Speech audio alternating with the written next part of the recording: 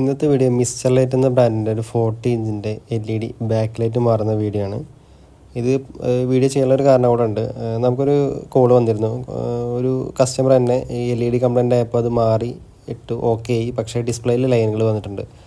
അപ്പോൾ നിങ്ങൾക്ക് സ്വയം ടി വിയിൽ റിപ്പയർ ചെയ്യാൻ പറ്റുമോ, അല്ലെങ്കിൽ അത് ചെയ്യുന്നതുകൊണ്ട് എന്തെങ്കിലും പ്രശ്നമുണ്ടോ, അതല്ലെങ്കിൽ അത് എല്ലാവർക്കും പോസിബിൾ ആണോ, അല്ലെങ്കിൽ കംപ്ലൈൻറ്റ് വരാൻ ചാൻസ് ഉണ്ടോ എന്നാണ് ഈ വീഡിയോയിൽ ഡിസ്കസ് ചെയ്യുന്നത്. അപ്പോൾ വീഡിയോ എന്തായാലും സ്കിപ്പ് ചെയ്ത് ഫുള്ളായിട്ട് കാണാം. ഇവിടെ നമ്മൾ ചെക്ക് ചെയ്യുന്ന സമയത്ത് ഫ്ലാഷ് അടിച്ച് നോക്കുന്ന സമയത്ത് ഉള്ളിൽ പിക്ചർ ഉണ്ട്. അപ്പോൾ നമുക്ക് ഏകദേശം മനസ്സിലായി LED പോയതാണ്. ഏകദേശം ഒരു 4 ഇയേഴ്സോളം ആയിട്ടുണ്ട്. ഇതാണ് മോഡൽ വരുന്നത്. ഫാൻറ്റം 40 എന്നാണ് ഇതിനകത്ത് കൊടുത്തിരിക്കുന്ന മോഡൽ. ഏകദേശം ഇംപെക്സ് അതുപോലെ ഐക്കൺ എന്നീ ടി വികളിലെ സിമിലർ ആയിട്ടുള്ളൊരു ബോഡി തന്നെയാണ് ഇതിനകത്തും വരുന്നുള്ളത്. അപ്പോൾ ഏകദേശം നമുക്കൊരു ഐഡിയ ഉണ്ട് അതിനകത്ത് ഏതാ LED വരിക എന്നുള്ളത്. അപ്പോൾ എന്തായാലും നമുക്കൊന്ന് അഴിച്ചു നോക്കാം. വീഡിയോ ചെയ്യാനുള്ള മെയിൻ ഉദ്ദേശം ഇതാണ്. അതായത് ഒരു വീഡിയോ കണ്ടതിന് ശേഷം നമുക്ക് ആ TV റിപ്പയർ ചെയ്ത് ഉപയോഗിക്കാൻ സാധിക്കുമോ. അപ്പോൾ എൻ്റെ ഒരു 90% ഞാൻ പറയുന്നത് പറ്റും എന്ന് തന്നെയാണ്. പക്ഷേ എല്ലാ കംപ്ലൈൻറ്റിലും അങ്ങനെ പറ്റുന്നതല്ല. അതായത് നമുക്കൊരു ബേസിക് നോളജ് ചെയ്യാൻ പറ്റുന്ന കാര്യങ്ങൾ ഇത്രയേ ഉള്ളൂ. അതായത് ആ ചെയ്യുന്ന കാര്യങ്ങൾ അതുപോലെ ചെയ്യാമെന്ന് മാത്രം. പക്ഷേ അത് എന്തിനാണ് ചെയ്യുന്നത്, എന്തുകൊണ്ട് അങ്ങനെ ചെയ്യുന്നു, എന്തുകൊണ്ട് അത് കംപ്ലൈൻറ്റ് വരുന്നു, അല്ലെങ്കിൽ അത് പ്രോപ്പറായിട്ട് എങ്ങനെ അഴിക്കുക എന്നുള്ളത് നമുക്കൊരു വീഡിയോ കൊണ്ട് ഒരിക്കലും മനസ്സിലാക്കാൻ സാധിക്കില്ല. അതിന് പ്രോപ്പറായിട്ടുള്ള പ്രാക്ടീസും അതുപോലെ ആ ഒരു ചെയ്ത് കൈയിൻ്റെ ഒരു കൈവഴക്കെന്നൊക്കെ പറയും, അതൊക്കെ വന്നെങ്കിൽ മാത്രമേ നമുക്ക് പ്രോപ്പറായിട്ട് ചെയ്യാൻ പറ്റുള്ളൂ. അല്ലെങ്കിൽ നമുക്കത് ഓക്കെ ചെയ്യും, പക്ഷേ അതൊരു ഭാഗ്യമാണ്. ചിലപ്പോൾ റെഡി ആയിരിക്കും, അല്ലെങ്കിൽ എന്തെങ്കിലും കംപ്ലൈൻറ്റ് കോംപ്ലിക്കേഷനോട്ട് പോകും. അപ്പോൾ നമുക്ക് മുമ്പ് ഒരു കസ്റ്റമർ വിളിച്ചിട്ടുണ്ട്, കുറച്ച് ദൂരത്ത് നിന്ന് വിളിച്ച് LED ലൈറ്റ് ഇംപെക്സിൻ്റെ തോന്നുന്നു LED ലൈറ്റ് കംപ്ലൈൻ്റ് ആയി. പുള്ളി തന്നെ അത് അഴിച്ച് LED ഒക്കെ മാറി, എവിടെ നിന്ന് വാങ്ങിച്ചെന്ന് അറിഞ്ഞൂടെ മാറി ഇട്ടു. പക്ഷേ പിക്ചറൊക്കെ വന്നു, പക്ഷേ അതിനകത്ത് ഇങ്ങനെ വെർട്ടിക്കലായിട്ട് കുറച്ച് ലൈൻസുകൾ വന്നു പറഞ്ഞു. അപ്പോൾ അതിനർത്ഥം ആ കോഫ് ഇളകിയിട്ടുണ്ട്, അതായത് ആ പാനലിലെ കണക്ടേഴ്സ് ഇളകിയിട്ടുണ്ട്. അപ്പോൾ ഇത് പ്രോപ്പറായിട്ട് പ്ലേസ് ചെയ്യാനും അല്ലെങ്കിൽ എടുക്കാനും പറ്റില്ല എന്നുണ്ടെങ്കിൽ ഇതുപോലെ കംപ്ലയിൻറ്റ്സ് വരാറുണ്ട്. അപ്പോൾ ചെറിയൊരു എക്സ്പെൻസിൽ തീരേണ്ട ഒരു വർക്ക് അത് കുറച്ച് കോംപ്ലിക്കേഷനായി മാറി. അപ്പോൾ എല്ലാ കാര്യത്തിലും ഇങ്ങനെയല്ല, ഡിസ്പ്ലേയുടെ കാര്യത്തിൽ വളരെ ശ്രദ്ധിച്ചിട്ടാണ് ഓരോ TVയിലും അഴിക്കുന്നത്. നിങ്ങൾക്ക് തന്നെ കാണാം അത് എത്രത്തോളം അത് ഹാൻഡിൽ ചെയ്യുന്ന രീതിയും അതുപോലെ അത് അഴിക്കുന്ന രീതിയൊക്കെ നിങ്ങൾ ഒരുപാട് വീഡിയോസിൽ കണ്ടതായിരിക്കും. നമ്മുടെ ചാനലിൽ തന്നെ ഒരുപാട് വീഡിയോസ് ചെയ്തിട്ടുണ്ട് ഡിസ്പ്ലേനെ കുറിച്ചിട്ടും, അല്ലെങ്കിൽ അതെങ്ങനെയാണ് അഴിക്കുന്നത്, അതെന്തൊക്കെയാണ് മോഡിഫൈ ചെയ്യുമ്പോൾ ശ്രദ്ധിക്കണമെന്ന് വെച്ചിട്ടുള്ളത്. അപ്പോൾ ഡിസ്പ്ലേയാണ് ഏറ്റവും വില കൂടിയിട്ടുള്ള TVയുടെ പാട്ടൊന്ന് ഓർത്ത് വയ്ക്കുക. അപ്പോൾ അത് ഹാൻഡിൽ ചെയ്യുമ്പോൾ അതിൻ്റെതായിട്ടുള്ള പ്രാക്ടീസും ആ ഒരു എങ്ങനെയാണ് അത് അഴിക്കേണ്ടത് വളരെ ഇമ്പോർട്ടൻ്റ് ആയിട്ടുള്ള കാര്യമാണ്. അത് കറക്റ്റായിട്ട് മനസ്സിലാക്കിയതിന് ശേഷം മാത്രമേ TV അഴിക്കാൻ പറ്റുള്ളൂ. ഒരു 10-20 കമ്പനികൾ കൂടുതൽ ഇപ്പോൾ TV പ്രൊഡക്ഷൻ ചെയ്യുന്നുണ്ട്, അല്ലെങ്കിൽ അവരുടെ ബ്രാൻഡുകളായിട്ടുണ്ട്. അതിൽ ഓരോ TVയിലും ഡിഫറൻറ്റ് രീതിയിലാണ് ഡിസ്പ്ലേ അഴിക്കുന്നത്. ഏകദേശം ചില അസംബിൾ TVകളൊക്കെ സിമിലറാണ് ഡിസ്പ്ലേ വരുന്നതൊക്കെ. പക്ഷേ ചില TVകളിൽ ഈ പശ വെച്ചിട്ടൊക്കെ ഡിസ്പ്ലേ ഒട്ടിക്കാറുണ്ട്. അങ്ങനെ ഒട്ടിക്കുന്ന സമയത്ത് നമ്മളിത് പൊക്കിയെടുക്കുന്ന സമയത്ത് കറക്റ്റ് ആ പശ ഇളകി വന്നില്ല എങ്കിൽ ഡിസ്പ്ലേ പൊട്ടിപ്പോവും. അതുപോലെ ആ കോഫുകളൊക്കെ ഇതുപോലെ ടാപ്പൊക്കെ ഉപയോഗിച്ച് ചില നേരമൊക്കെ ഒട്ടിച്ചിട്ടുണ്ടാവും ചില TVകളിലൊക്കെ. അപ്പോൾ ശരിയായ രീതിയിൽ എല്ലാ അസംബ്ലിങ് ചെയ്തിട്ടില്ലെങ്കിൽ പോലും നമ്മൾ അറിയാത്ത ആൾക്കാർ അഴിക്കുമ്പോൾ പെട്ടെന്ന് തന്നെ ഡിസ്പ്ലേ കംപ്ലൈൻ്റ് ആവും. അപ്പോൾ ഒരു LED ലൈറ്റ് മാറുന്ന കംപ്ലൈൻറ്റ് ഒരു 2000 രൂപ അല്ലെങ്കിൽ ആ റേഞ്ചിൽ തീരുന്ന ഒരു വർക്കാണെന്നുണ്ടെങ്കിൽ ഡിസ്പ്ലേ കംപ്ലൈൻറ്റ് അത് കൂടെ വലിയൊരു എക്സ്പെൻസിലോട്ട് അത് പോകും. അപ്പോൾ ഡിസ്പ്ലേ ഹാൻഡിൽ ചെയ്യുന്ന സമയത്ത് വളരെയധികം ശ്രദ്ധിക്കണം. അപ്പോൾ ഈ വീഡിയോ കണ്ടതിന് ശേഷം ഒരിക്കലും ഡിസ്പ്ലേ റിലേറ്റഡ് ആയിട്ടുള്ള ഇഷ്യൂകൾ ചെയ്യാൻ ആർക്കും ഞാൻ സജസ്റ്റ് ചെയ്യാറില്ല. അതുപോലെ ഏത് കാര്യം ചെയ്യുമ്പോഴും അതിൻ്റെതായിട്ടുള്ള പ്രാക്ടീസ് വേണം. നമുക്കൊരു കാര്യം കണ്ടൊരു കാര്യം അതുപോലെ അവിടെ കോപ്പി ചെയ്യാനേ നമുക്ക് പറ്റുള്ളൂ. പക്ഷേ അത് എന്തുകൊണ്ട് മാറി, എന്തിനും മാറി എന്നുള്ളത് നമുക്കൊരു വ്യക്തമായിട്ടുള്ളൊരു ധാരണ ഇല്ലെങ്കിൽ അത് കോംപ്ലിക്കേഷനോട്ട് പോകും. ഇപ്പോൾ ഇവിടെ നമ്മുടെ LED അഴിച്ചിട്ടുണ്ട്, അതായത് TV അഴിച്ചിട്ടുണ്ട്. അപ്പോൾ അതിനകത്ത് കാണാൻ സാധിക്കുന്ന LEDകൾ 3 എണ്ണം ഉണ്ട്, 3 സ്ട്രിപ്പ് വരുന്നുണ്ട്.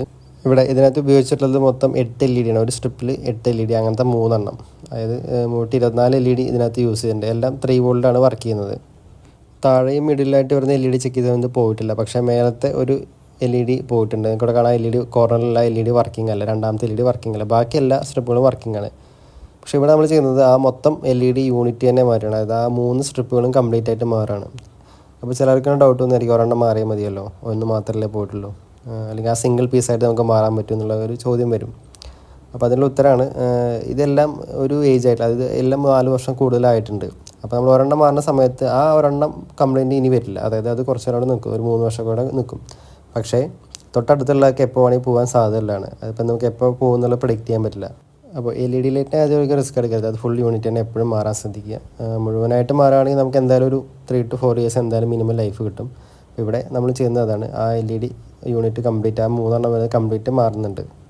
ഇവിടെ LED ബോഡിയായിട്ട് അറ്റാച്ച് ചെയ്തിരിക്കുന്നത് സ്ക്രൂ വെച്ചിട്ടാണ്. അതൊക്കെ നമ്മൾ റിമൂവ് ചെയ്ത് മാറ്റി ശേഷം അതിനുള്ള ഒരു ഡിഫ്യൂഷൻ ഷീറ്റ് സപ്പോർട്ട് ചെയ്യുന്നൊരു പ്ലാസ്റ്റിക്കിൻ്റെ കുറ്റികളുണ്ട്, അത് നമ്മൾ ജസ്റ്റ് കട്ട് ചെയ്ത് മാറ്റിയാണ്. കാരണം അത് എടുത്തു കഴിഞ്ഞാൽ പിന്നെ ആ ഒരു പ്രോപ്പറായിട്ട് ഫിറ്റിംഗ് അവിടെ കറക്റ്റ് ആവില്ലാത്തതുകൊണ്ട് നമ്മളത് ജസ്റ്റ് അവിടെ ആ ഒരു പോർഷൻ ഷീറ്റ് കട്ട് ചെയ്തിട്ടാണ് ആ ഒരു റിഫ്ലക്ടർ ഷീറ്റ് നമ്മൾ എടുക്കുന്നത്.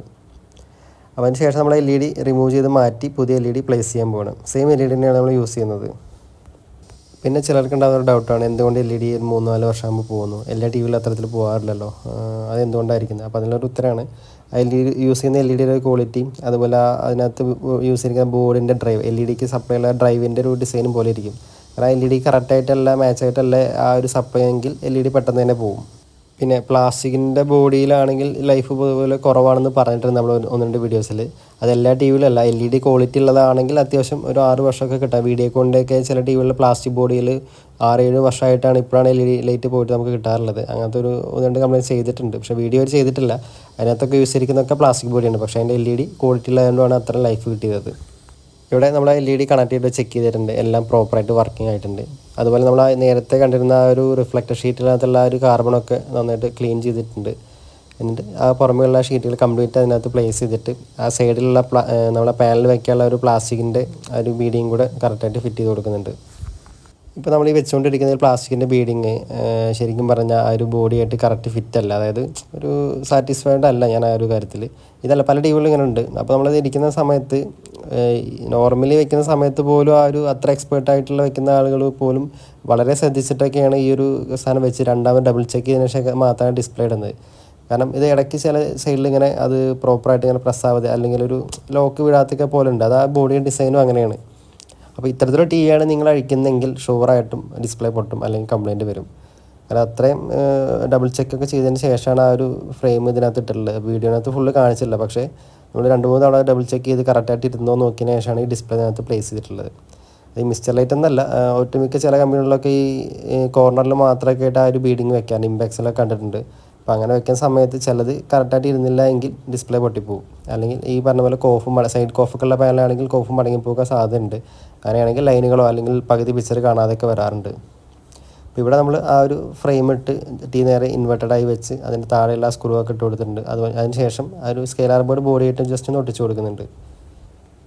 അപ്പോൾ എന്തായാലും ടി വി വീഡിയോ കണ്ടതിന് ശേഷം റിപ്പയർ ചെയ്യുന്നതിന് ഒന്നേ പറയുള്ളൂ. കാരണം നമ്മൾ ചെറിയൊരു വർക്ക് അല്ലെങ്കിൽ ചെറിയൊരു കംപ്ലയിൻ്റ് കൊണ്ട് നമ്മൾ ടി വി ഉള്ളതെങ്കിൽ അത് ഇത്തരത്തിൽ ഡിസ്പ്ലേ ഒക്കെ കംപ്ലയിൻ്റ് ആയി കഴിഞ്ഞാൽ വലിയൊരു കോസ്റ്റിലോട്ട് അത് പോകും. അപ്പോൾ നോർമലി ഈ ടി വികളൊക്കെ റിപ്പയർ ചെയ്യുന്നത്, അതായത് ഈ ഡിസ്പ്ലേ ഒക്കെ റിപ്പയർ ചെയ്യുക അല്ലെങ്കിൽ അത് അഴുക്കി എടുക്കുന്നതായിട്ട് കുറച്ച് ശ്രദ്ധിച്ചും അതുപോലെ പ്രാക്ടീസും ഒക്കെ വേണ്ട ഒരു കാര്യമാണ്. അപ്പോൾ അത് അങ്ങനെ ചെയ്യാതെ ഒരിക്കലും നമ്മൾ ഈ ഒരു ഫസ്റ്റ് ഒരു വീഡിയോ കണ്ടതിന് ശേഷം അത് അഴിക്കാൻ നിൽക്കരുത്.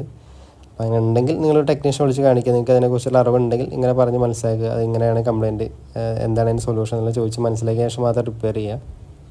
ഇവിടെ ഈ വീഡിയോയിൽ ആർക്കും ഇത് ചെയ്യാൻ പറ്റില്ല എന്നൊരിക്കലും പറയുന്നില്ല. പക്ഷേ അത് പ്രോപ്പറുള്ള പ്രാക്ടീസും അതുപോലെ അതിനെക്കുറിച്ചൊരു ചെയ്തിട്ടുള്ള ഒരു കൈവഴക്കൊക്കെ ഉണ്ടെങ്കിൽ നമുക്ക് സുഖമായിട്ട് ഇതുപോലെ മാറിയെടുക്കാൻ പറ്റും. അത് ഒരുപാട് ടി വിയിൽ ചെയ്യുമ്പോൾ മാത്രമേ നമുക്ക് ആ ഒരു എക്സ്പേർട്ട് അല്ലെങ്കിൽ ആ രീതിയിൽ നമ്മൾ മാറുള്ളൂ. 1-2 ടി വിയിൽ ഒരുപാട് ടി വിയിൽ ഡിഫറെൻറ്റ് രീതിയിലാണ് അത് അഴിക്കുന്നത്, ഡിസ്പ്ലേ അഴിക്കുന്നതൊക്കെ. അപ്പോൾ അത് ശ്രദ്ധിച്ച് ചെയ്യുക. അപ്പോൾ അങ്ങനെ ചെയ്യുന്നവരുണ്ടെങ്കിൽ കറക്റ്റായിട്ട് അത് പഠിച്ചതിന് ശേഷം മാത്രം ചെയ്യുക. അപ്പോൾ ഇവിടെ നമ്മൾ ആ ടി വി അതിൻ്റെ സ്പീക്കറും ആ സെൻസേഴ്സൊക്കെ കണക്ട് ചെയ്ത് ബാക്കിലെ സ്ക്രൂ എല്ലാം പ്ലേസ് ചെയ്തിട്ട് ആ ടി വി ഒന്ന് ക്ലീൻ ചെയ്തിട്ടുണ്ട്. എന്നിട്ട് നമുക്ക് ജസ്റ്റ് ടി വി ഓൺ ആക്കി നോക്കാം, എങ്ങനെയുണ്ട് പിക്ചർ ക്വാളിറ്റി എന്ന് ജസ്റ്റ് ചെക്ക് ചെയ്ത് നോക്കാം. ഈ ഒരു മോഡൽ യൂസ് ചെയ്തിട്ടുള്ളത് സാംസങ്ങിൻ്റെ പാനലാണ്. അത് 2 കോഫ് വരുന്ന സാംസങ് പാനലാണ് യൂസ് ചെയ്തിട്ടുള്ളത്. അത്ര മോശം പാനലൊന്നുമല്ല, കുറച്ച് ക്വാളിറ്റിയൊക്കെ പിക്ചറൊക്കെ ഉണ്ട്, നിങ്ങൾക്ക് വീഡിയോ കാണുമ്പോൾ മനസ്സിലാവും. പക്ഷേ ഈ പറഞ്ഞ പോലെ തട്ടുമ്പോൾ ലൈറ്റൊക്കെ പുറത്തുണ്ട്, എങ്കിലും നമുക്കൊരു 6-7 വർഷമൊക്കെ മിനിമം കിട്ടാറുണ്ട് ഇതിൻ്റെ ലൈഫ്. നമുക്ക് എന്തായാലും ഒരു വീഡിയോ കണ്ടു നോക്കാം. നിങ്ങൾക്കൂടെ കാണാം വീഡിയോ അത്യാവശ്യം തിരക്കില്ലാത്തൊരു ക്വാളിറ്റി ഉണ്ട്. ഇത് ഫുൾ HD ആണ് വരുന്നത്, HD അല്ല, ഫുൾ HD ആണ്. വീഡിയോ നിങ്ങൾക്ക് യൂസ്ഫുള്ളായി തോന്നുകയാണെങ്കിൽ ചാനൽ സബ്സ്ക്രൈബ് ചെയ്യാനും അതുപോലെ വീഡിയോസ് ലൈക്ക് ചെയ്യാനും മറക്കരുത്. അപ്പോൾ ഇത്തരത്തിലുള്ള യൂസ്ഫുൾ വീഡിയോസിനായിട്ട് ആ ബെല്ലൈക്കൺ ഒന്ന് പ്രസ് ചെയ്യുക. അപ്പോൾ എന്തെങ്കിലും സർവീസ് റിലേറ്റഡ് ആയിട്ടുള്ള ഇഷ്യൂ ഒക്കെ ഉണ്ടെങ്കിൽ നിങ്ങൾക്ക് കോൺടാക്ട് ചെയ്യാം. ലൊക്കേഷൻ വരുന്നത് കൊച്ചി കടവന്ത്രയാണ്. അടുത്തൊരു യൂസ്ഫുൾ വീഡിയോ ആയിട്ട് നമുക്ക് വീണ്ടും കാണാം.